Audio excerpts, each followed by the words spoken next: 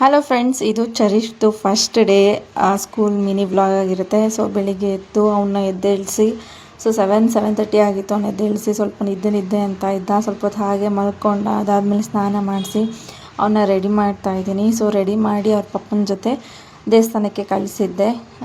So ಅವನಿಗೆ ಹುಂಡಿಗೆ ಹಾಕೋದಕ್ಕೆ ಕಾಸನ್ನ ಕೊಟ್ಟರು. ಅದನ್ನು ಜೇಬೊಳಗಡೆ ಇಟ್ಕೊಂಡು ದೇವಸ್ಥಾನಕ್ಕೆ ಹೋಗಿ 2 ದೇವಸ್ಥಾನಕ್ಕೆ ಹೋಗಿದ್ದೆ. ಒಂದು ಶಿವನ ದೇವಸ್ಥಾನ, ಒಂದು ಆಂಜನೇಯ ಸ್ವಾಮಿ ದೇವಸ್ಥಾನಕ್ಕೆ ಹೋಗಿದ್ದ. ಸೊ ಮನೆಗೆ ಬಂದು ಮನೇಲೂ ಕೂಡ ಪೂಜೆ ಮಾಡಿಬಿಟ್ಟು ತಿಂಡಿ ತಿಂತಾ ಇದ್ದಾನೆ. ಸೊ ಅದಾದಮೇಲೆ ಅವ್ರ ಅಜ್ಜಿ ತಾತಂದು ಆಶೀರ್ವಾದ ತೊಗೋತಾ ಇದ್ದಾನೆ.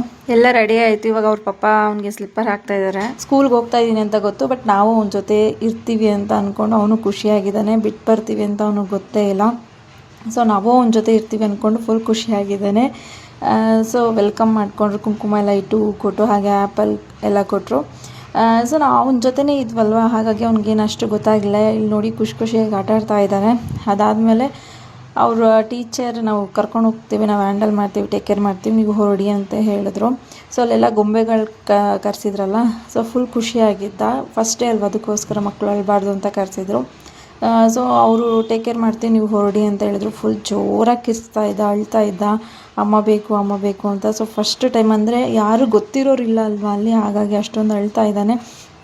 ಸೊ ಮನೆಗೆ ಬಂದು ಸ್ವಲ್ಪ ಕೆಲಸ ಎಲ್ಲ ಮುಗಿಸ್ಕೊಂಡು ಮತ್ತೆ ಸ್ಕೂಲ್ ಹತ್ರ ಹೋದ್ವಿ.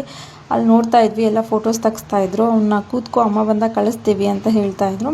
ಸೊ ಅವನು ಕೂತ್ಕೊಂಡ. ಅವ್ರ ಪಪ್ಪು ನೋಡಿದ ತಕ್ಷಣ ಜೋರಾಗಿ ಅಳಕ್ಕೆ ಸ್ಟಾರ್ಟ್ ಮಾಡ್ಬಿಟ್ಟು ಆಮೇಲೆ ನನ್ನ ಹತ್ರ ಬಂದು ತಪ್ಕೊಂಡೆಲ್ಲ ಅಳ್ತಾ ಇದ್ದ. ಸೊ ನಂಗೆ ಫುಲ್ ಬೇಜಾರಾಗೋಯ್ತು. ಸೊ ಇಲ್ಲಿ ಫೋಟೋ ತೆಗಿಸ್ಬೇಕಾದ್ರೆ ಅವನ್ನ ಬಿಟ್ಟು ಹೋಗ್ಬಿಡ್ತೀವಿ ಅಂತ ಅವ್ರ ಪಪ್ಪನ ಕೈ ಇಟ್ಕೊಂಡು ಕೂತ್ಕೊಂಡಿದ್ದ. ಸೊ ಪೇಂಟಿಂಗ್ ಎಲ್ಲ ಮಾಡಿದ್ದಾನೆ. ಸೊ ಇದಿಷ್ಟು ಮಿನಿ ವ್ಲಾಗ್ ಇಷ್ಟ ಆಗಿದ್ರೆ ಲೈಕ್ ಮಾಡಿ, ನನ್ನ ಪೇಜ್ನ ಫಾಲೋ ಮಾಡಿ.